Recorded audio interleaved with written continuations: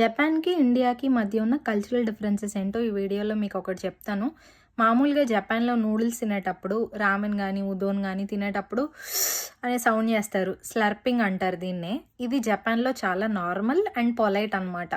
వీళ్ళు ఫుడ్‌ని బాగా ఎంజాయ్ చేస్తారని, తర్వాత ఎవరైతే ప్రిపేర్ చేశారో వాళ్ళకి కూడా అనిపిస్తదనమాట. వీళ్ళకి ఫుడ్ బాగా నచ్చిందని వాళ్ళు హ్యాపీ అవుతారు. అదే మన ఇండియాలో అనుకోండి, ఎవరైనా సౌండ్ చేసుకుంటూ తింటే మనకు కొంచెం చిరాకుగాను, కొంత ఇంపొలైట్‌గా అనిపిస్తుంది. ఇది ఒక డిఫరెన్స్. ఇండియాలో క్వైట్‌గా తినడానికి అలవాటు పడిపోతాం కాబట్టి, ఇండియాలో వేరేలాగుంటుంది. జపాన్‌లో ఎవరైనా ఈ సౌండ్ జపాన్‌లో ఎవరైనా ఈ సౌండ్‌తో తింటు జపాన్‌లో ఎవరైనా ఈ సౌండ్‌తో తింటున్నారు అంటే ఇట్ ఈస్ వెరీ టేస్టీ అని. వాళ్ళు అలా సౌండ్ చేసిన తర్వాత ఎవరైనా ఫ్రెండ్స్ ఉన్నారంటే వాళ్ళ పక్కన ఓయిషి డెస్‌నే అంటారు. అదే మన ఇండియన్స్ అయితే హే ఏం చేస్తున్నావు అంటారు. సో ఇది డిఫరెన్స్ జపాన్‌కి, ఇండియాకి మధ్యలో. మీ కామెంట్స్ ఏంటో తెలియజేయండి. నేను చాలాసార్లు ఆఫీస్‌లో ఉన్నప్పుడు మా జాపనీస్ కలీగ్స్ సౌండ్ చేస్తా తినేటప్పుడు ఫస్ట్‌లో వియర్డ్‌గా ఉండేది. తర్వాత అర్థమైందనమాట. ఓకే. ఇది వెరీ నార్మల్ అని.